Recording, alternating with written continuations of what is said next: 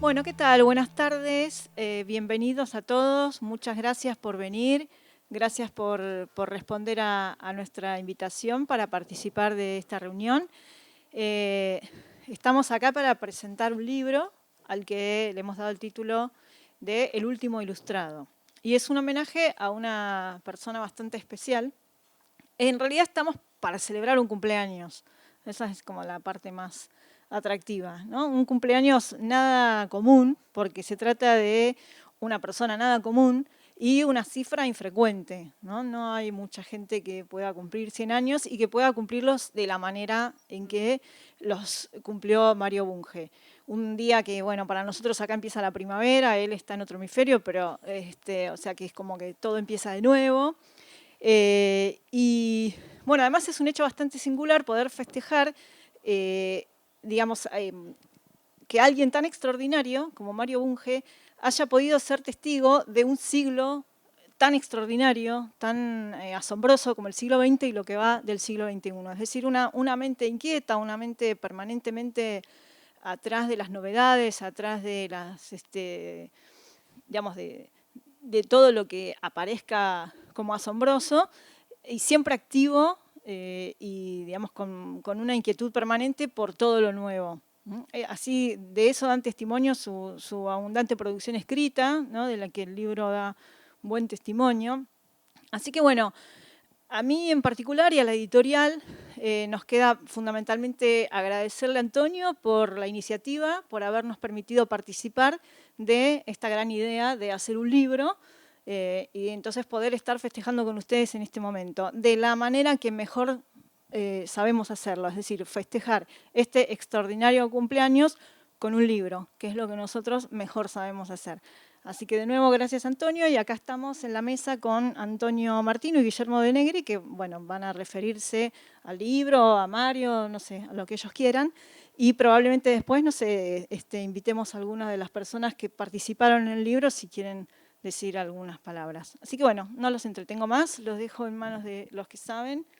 Ha sido una tarea difícil. Eh, Esto comenzó, digamos, más bien por un acto de envidia. Yo cuando vi que Michael Mathieu le estaba organizando ese libro maravilloso de casi 2000 páginas que publicó Springer, dije, ¿por qué no le organizamos uno en español? Entonces lo llamé a Mario, le pregunté qué le parecía, me dijo, fantástico, pero con una condición, tiene que ser Eudeva, o sea, no me lo agradezcan a mí. Dijo, tiene que ser con Eudeva. Entonces lo llamé a Gonzalo Álvarez y le dije, ¿qué te parece? Magnífico. Pero todo esto fue hace 10 meses. Esto es los 10, 11 meses. Esto es lo extraordinario. Que dijimos, tenemos que partir en serio en el mes de marzo. ¿Por qué? Porque hay que llegar al 21 de septiembre. Y partimos y llegamos. Por lo menos el libro está. Ah, ¿por qué le pusimos el último ilustrado?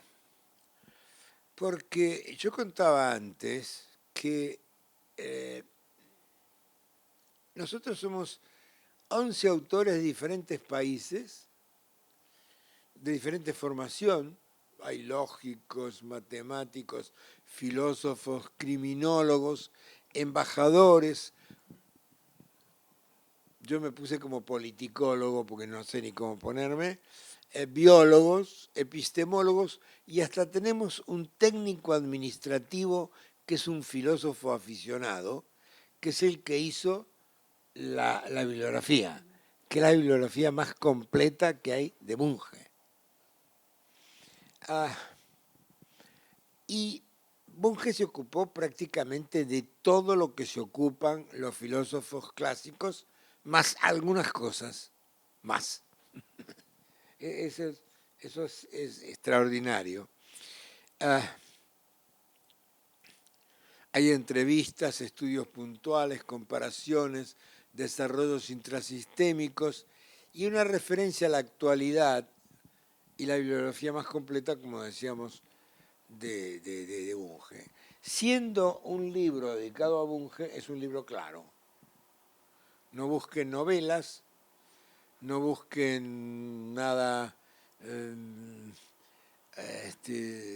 lleno de suspenso, no lo hay. Esto es filosofía desnuda, con todo lo atractivo y peligroso que tiene la desnudez, ¿no? Es esto. Y datos. Y datos. Decía García Morente que hay filósofos, filosofillos y filosofitos. Estuvimos presentando este libro en México, donde estaba lleno de filosofillos. Encontré algún filosofito. Filósofo yo no encontré ninguno, pero mala suerte que uno tiene. A lo mejor había y no lo descubrimos. La diferencia es que Mario Bunge es un filósofo, no un filosofillo, un filosofito. Y no es popular en América Latina, no es popular ni en México, ni en ningún lado de América Latina, en primer lugar porque no es un filósofo, es un físico que se puso a filosofar. Y eso a los filósofos les molesta. Por un problema de, qué sé yo, de gremio, les molesta. Es claro, es si alguien alguna vez tiene ganas, léanse por lo menos toda la parte relativa a la ontología, es de una claridad meridiana. Y ustedes compárenlo con cualquier filósofo alemán, no voy a hacer nombres, que se esconde detrás de un Dasein, que ustedes no saben si está en esta pieza, en la pieza de al lado, o en ningún lado, porque... Entonces, un filósofo, claro, es un tipo antipático. Yo le mandaba mis trabajos que volvían corregidos terriblemente y me daba una bronca. Y decía, ¿para qué se lo mandé? ¿Para qué se lo mandé? Todo lleno de notas. Buah, me pasaba la bronca y la semana siguiente, cuando me ponía a leer, en la mayor parte de los casos tenía razón. Había trabajado más de una semana para mí y todo lo que ganaba, todo lo que ha ganado, es que yo pusiera, y agradezco al profesor Bunge que leyó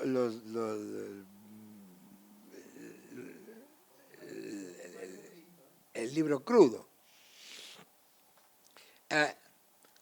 Tiene que ser cooperativo, y tiene que ser cooperativo porque el ser humano, porque la cooperación forma parte de nuestra autopoiesis. Y ahora que aprovechando que hay un biólogo, bueno, dos biólogos, es decir, la autopoiesis es una de las características de los seres humanos que se podría resumir como la calidad de reproducirse y mantenerse por sí mismo, que nos pertenece como especie. Y si no, nos habríamos extinguido. Señores, creo que hablar de Bunge nos podría llevar todo el día, pero no vale la pena. Estamos contentos de estar aquí, estamos contentos de que esté el libro y estamos contentos que el 21 él estuvo con todos sus hijos, con sus nietos, no todos, con algunos de sus nietos, y estuvo feliz. Y no le vayan a preguntar si tiene algún significado el hecho que haya nacido el día de la primavera, porque los va a insultar. Muchas gracias. ¿Qué decir de Bunge? primero agradecer a Antonio Martino que me invitó a participar del libro.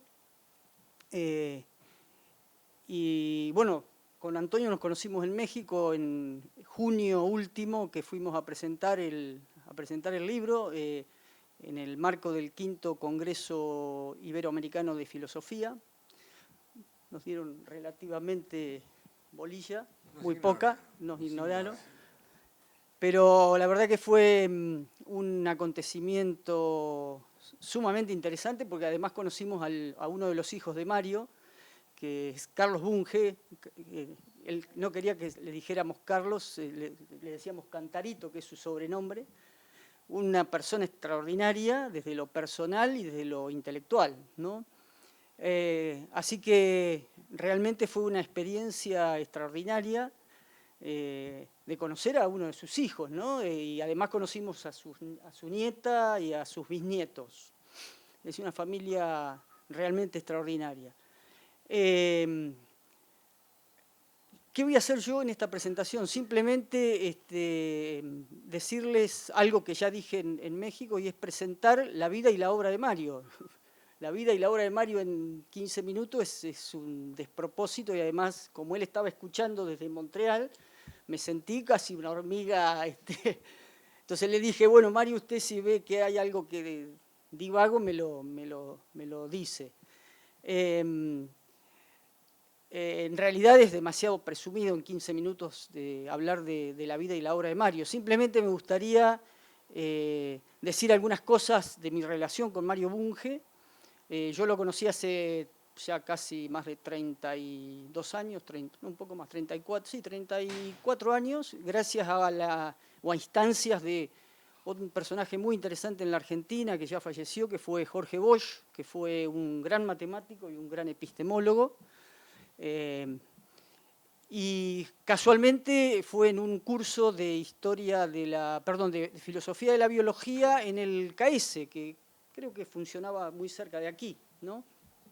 Bueno, ahí lo conocimos a Mario, y nosotros habíamos formado previamente la Asociación Platense de Epistemología, que, digamos, a instancia también de Jorge Bosch, y que él decía, no le pongan Asociación Platense de Epistemología. En Buenos Aires todo le ponen Argentina, y ustedes se restringen solamente a ponerle Asociación Platense. Quedó como Asociación Platense, y no tuvimos la mejor idea de mandarle una carta a Bunge diciendo si él no quería ser el presidente honorario, sabiendo que nos podía... Y no, él aceptó rápidamente, como son ahora rápido sus mails, que los contesta al toque. Y bueno, formamos esa asociación, y él fue nuestro presidente honorario y siguió siendo nuestro presidente honorario. A partir de ahí, bueno, él venía frecuentemente a la Argentina después de la recuperación democrática, sobre todo a la Feria del Libro. Entonces, cada vez que venía a la Feria del Libro lo invitábamos a La Plata, a la Facultad de Veterinaria, donde yo en ese momento estaba, a dar charlas. Y siempre un poco lo que decía Antonio. Me acuerdo una vez lo llevamos de Buenos Aires a La Plata y le dijimos el tema de la charla, y que él previamente habíamos acordado. Me dijo, no, tiene que ser algún tema que sea picante. Es decir, él, digamos, es una persona que le gusta la discusión y es un provocador. Así que, bueno, fue tuvimos frecuentes contactos, y sobre todo lo que dice un poco también Antonio, la idea de que los trabajos que uno le iba mandando los destrozaba. Y bueno, eso quiere decir que una persona se ocupa o se toma el tiempo para leer lo que uno hace, ¿no? Entonces, también la bronca de recibir y decir, uy, un desastre esto, y empezar de nuevo. Pero la verdad que Bunge en eso ha sido una persona, y es una persona extraordinaria, y yo quiero rescatar un término que es una persona bondadosa, fundamentalmente, una persona con una bondad extraordinaria. Tiene ese perfil de que parece un personaje frío, pero es una buena persona, es un buen tipo. Y son 100 años prácticamente de haber conocido a Dios y María Santísima, ¿no? Porque conoció a todo el mundo y se conectó y tuvo contacto con los mejores científicos y con los mejores filósofos, ¿no? Bueno, No vamos a hablar de las publicaciones, tiene más de 600 publicaciones, eso que nosotros en ciencia conocemos como los papers, pero cuando uno ve la lista de las revistas donde ha publicado, dice, pues este hombre, ¿cómo hace? ¿No? Yo una vez le pregunté cómo era su ritmo diario, ¿no? No, me levanto a las 5 o 6 de la mañana, leo hasta el mediodía, después me voy al cine o al teatro, porque encima tiene, digamos, es una persona que tiene, digamos, actividad social, ¿no? Es decir, llama la atención, es brillante, ¿no? Yo cada vez a medida que pasa el tiempo me doy cuenta que es un genio. Bueno, fíjense, vamos a ver, desde Nature, Teoría y Decisión, Revista Latinoamericana de Filosofía, Revista Internacional de Filosofía, bueno, es simplemente una teorema, no sé, antropología, revistas de antropología, revistas de economía, revistas de física, revistas de biología, bueno, todo.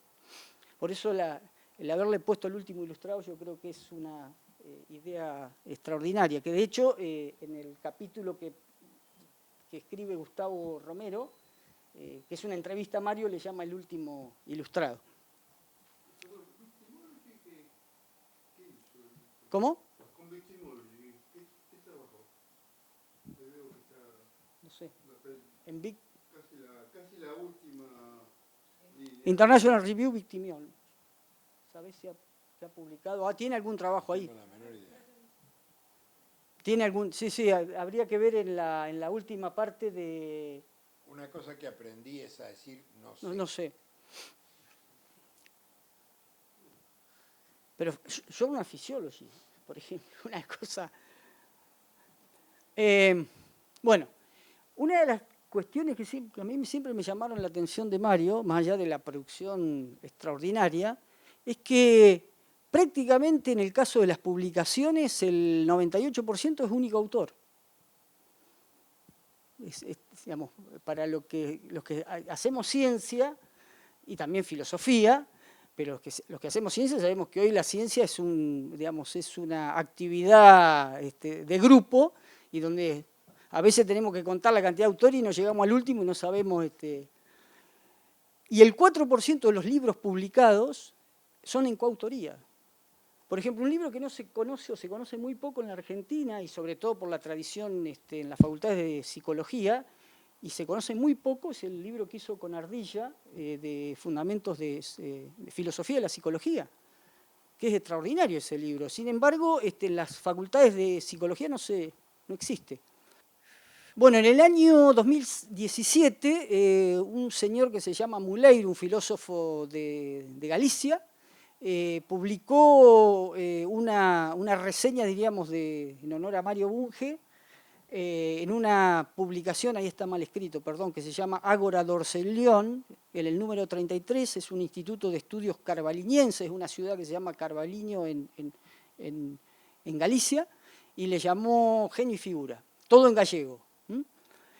Y esto, que les comentaba un poco Antonio, que es el libro que ha salido, que fue presentado en el Congreso Mundial de Lógica y Filosofía de la Ciencia en Praga, en julio, que lo recopiló un australiano que se llama Michael Matthews, y que acaba salió hace 2 meses más o menos, tiene 820 páginas, y la verdad que yo lo recibí hace 20 días más o menos, es impresionante. Es un libro, toco así, de tapa dura. Publicado por Springer. Y el libro de Antonio, ¿no? El que estamos presentando. Bueno, acá hay simplemente las tapas de algunos de los libros. Este es el de Michael Matthews, que publicó Springer. Lo extraordinario de este libro es que son 41 capítulos. Hay una introducción hecha por Matthews, 3 libros dedicados a la cuestión más vocacional académica, 13 a la parte de filosofía, filosofía de la física, 4 capítulos, filosofía de la mente y de la psicología y de la mente, 3 capítulos, teoría social y sociología, 4 capítulos, filosofía política y ética, 4 capítulos, biología y filosofía de la biología, biología. Bueno, también acá también está Javier, que es coautor de uno de los capítulos. 3 dedicados a la matemática, 2 a la educación y varios 5 capítulos. Hay una bibliografía también actualizada, ¿sí? Y como les comentaba, tiene 828. Acá es más o menos un poco esta es la tapa y los capítulos. Reitero, son 41 capítulos. Acá esta foto está en el libro, esta es la foto de Mario, agosto del año pasado, 99 años. Y acá es una de las fotos que rescaté del libro que yo la tenía, me la había mandado Mario en su momento, que es con Marx Wartowski y con Josep Agassi. Mario ahí tenía 50 años, en el año 69, en la Universidad de Boston. Bueno, y el último ilustrado, que es el libro que acabamos de ver, y el recomendado. Entre dos mundos, la verdad, es uno de los libros más lindos para leer porque se lee de un tirón con una claridad, bueno, típica de Mario, ¿no? Y tiene una frase que a mí siempre me ha gustado, que es disfruta de la vida y ayuda a vivir. Y entonces le han preguntado a Mario qué quiere decir esto. Es el necesario egoísmo para sobrevivir y el suficiente altruismo para convivir, ¿no? Es extraordinario, ¿no? La verdad, y ha hecho de esto, la verdad, su modo de vida. Y acá les voy a poner 2 frases que las dijo en estos días que cumplió 100 años y que le han hecho reportajes, salió en alguna nota en La Nación, en Clarín, en Infobae el otro día. Y claro, todos le preguntan, ¿y cómo hace para llegar a 100 años? Lo único, perdón, esta no es la frase, esta es otra, porque esta la rescaté hace 2 días de otra persona que cumplió 100 años y que también es célebre. Dice Mario, no tengo la intención de dedicarme profesionalmente a la ancianidad. Siempre seré un mero aficionado, nunca he sentido vocación por la vejez. Y la anterior es de alguien también muy conocido por ustedes, que murió cuando iba a cumplir 101 años. Se la hicieron a los 2 meses de cumplir los 100 años, que fue la doctora Moró de Justo, cuando le preguntaron lo mismo. Lo único que he hecho es vivir en una permanente discusión de ideas. Yo no he pensado en mi vejez, he pensado en el conocimiento profundo de las cosas. Con eso parece que me he entretenido bastante. Yo creo que resume esto de por qué han llegado a los 100 años, ¿no? Esta idea de no pensar en la vejez y seguir pensando no en autores, sino en problemas, como dice Mario. Bueno, nada, feliz centenario. Hemos tenido la oportunidad de contactarnos vía mail con Mario el 21 y Mario al toque contesta.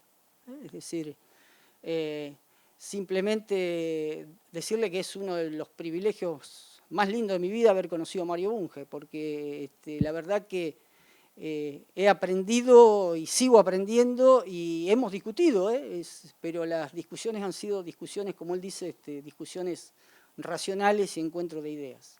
El archivo personal de Mario. El archivo personal de Mario está actualmente en la sala de preservación de la biblioteca de la Facultad de Ciencias Exactas, gracias a Mario y su profunda su profunda generosidad, pero a la relación que pudo establecer en esos años con la facultad y conoció la biblioteca antes de donarlo. Y entonces tenemos ese enorme caudal de información ahí adentro, parte del cual está digitalizado y a disposición de la gente en la biblioteca digital, pero eso también fue un corolario directo de esos seminarios de filosofía de la ciencia que hicimos. Y bueno, no mucho más. Yo hice un ensayo hacia el final del capítulo, le pregunté a varios de los que estuvieron involucrados en este seminario qué había representado para ellos el seminario y cuál pensaban que había sido el aporte del seminario.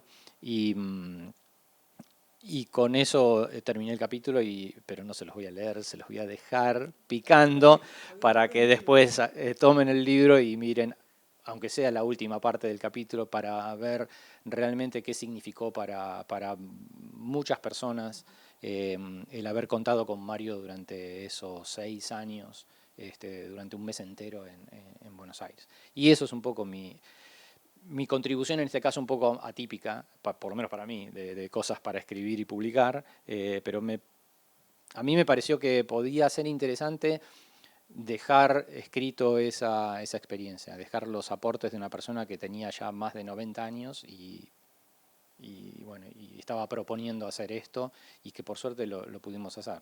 Después, bueno, después en 2016 pasaron cosas y ya no fue posible poder contar con él, y además las condiciones de él para viajar también ya no eran las mismas, pero nada, yo creo que esas actividades fueron maravillosas. Yo, como estaba al lado de él, tuve la suerte de estar en todas ellas y entonces de poder aprender de todo eso todo el tiempo.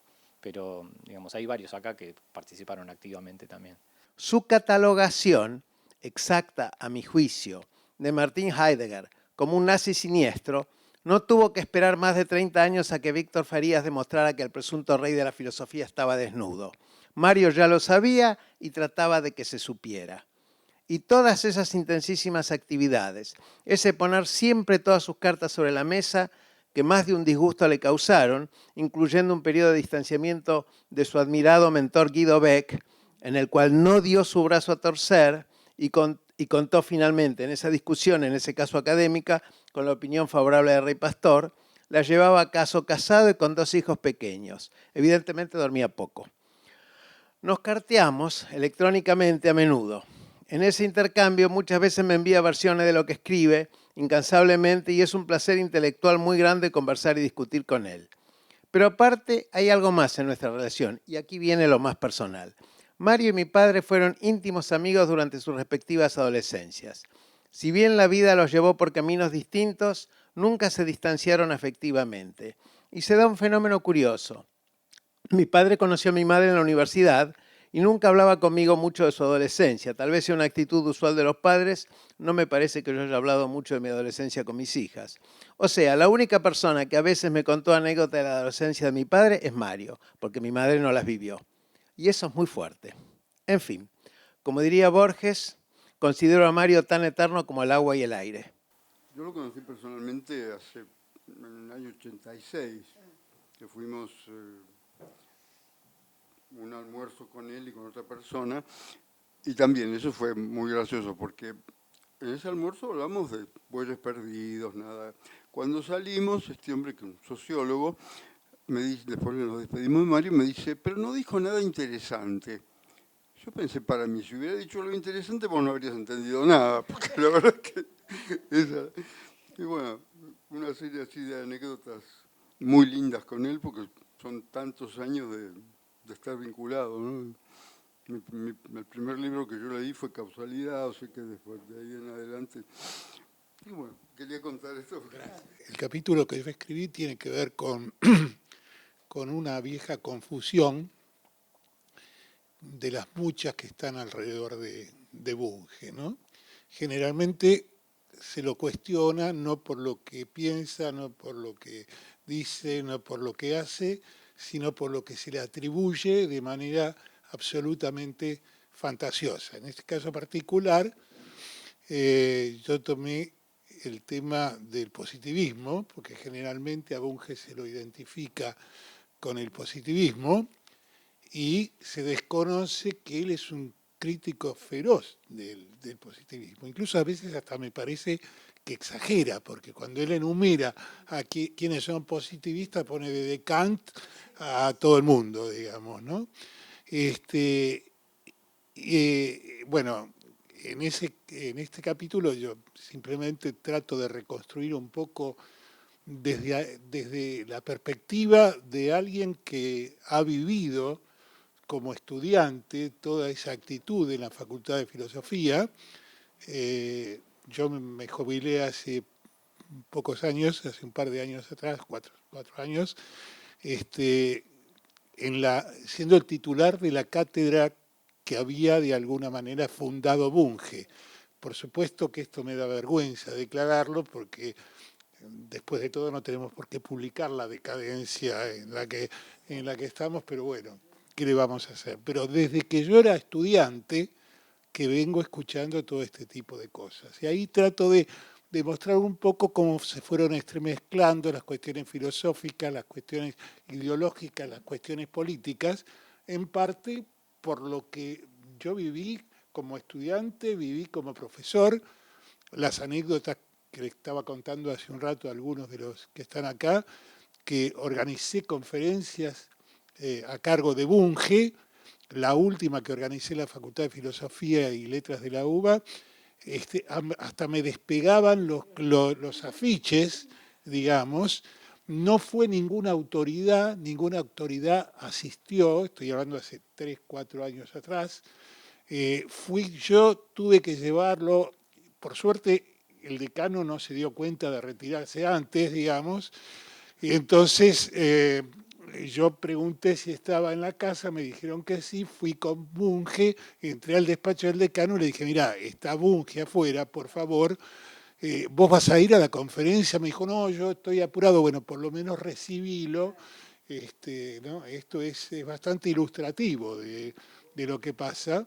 En La Plata por lo menos tuvimos más público, aunque tampoco, salvo las autoridades de la Facultad de Derecho, porque digamos, lo organizamos, yo estaba también como profesor en La Plata, lo organizamos entre Humanidades y Derecho, y entonces por lo menos fue el decano de Derecho, pero no fue ni el decano, ni el vicedecano, ni el director del Departamento de Filosofía, ninguno fue a la conferencia de Bunge.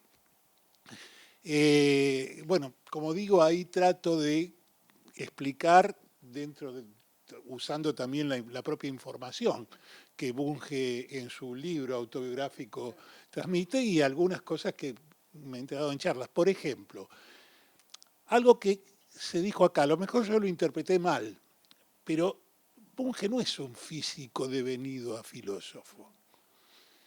Según sus propias declaraciones, él estudió física por razones filosóficas.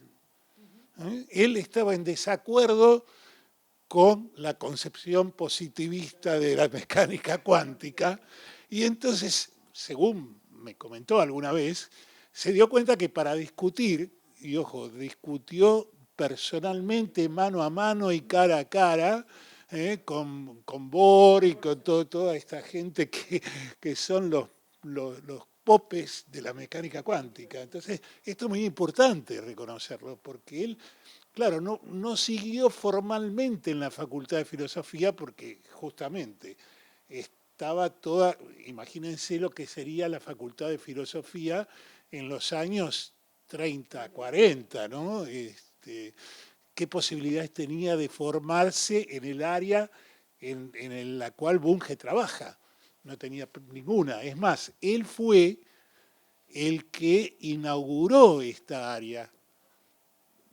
Yo no tuve la suerte de tenerlo como profesor porque entré a la facultad prácticamente cuando él se estaba yendo, pero por ejemplo me beneficié de 2 cosas que quiero destacar. Una, la más importante, es que él había empezado a formar gente.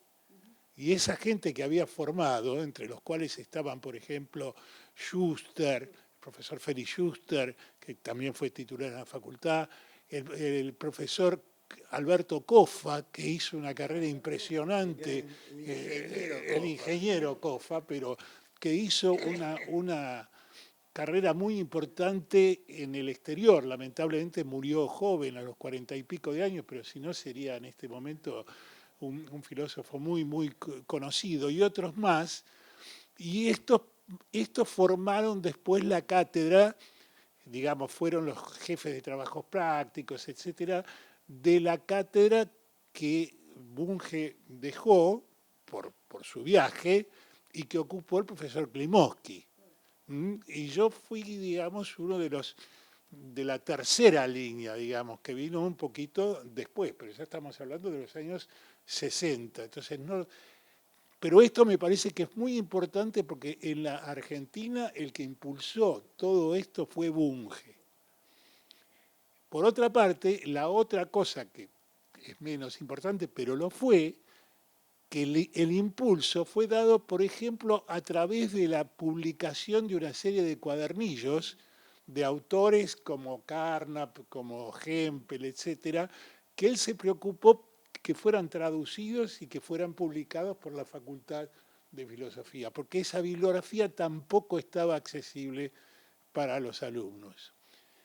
Y por último quiero destacar, para no extendernos más, otra cosa que no está contenida en el capítulo que yo escribí acá, pero que sí la presenté en un homenaje que se hizo en Praga hace pocos días cuando se presentó ese libro. Bueno, hubo un workshop sobre Bunge, y mi contribución fue mostrar que, lejos de ser un positivista, Bunge anticipó una serie de posiciones antipositivistas que son atribuidas a autores como Kuhn, por ejemplo, como Feyerabend, como Hanson, etc.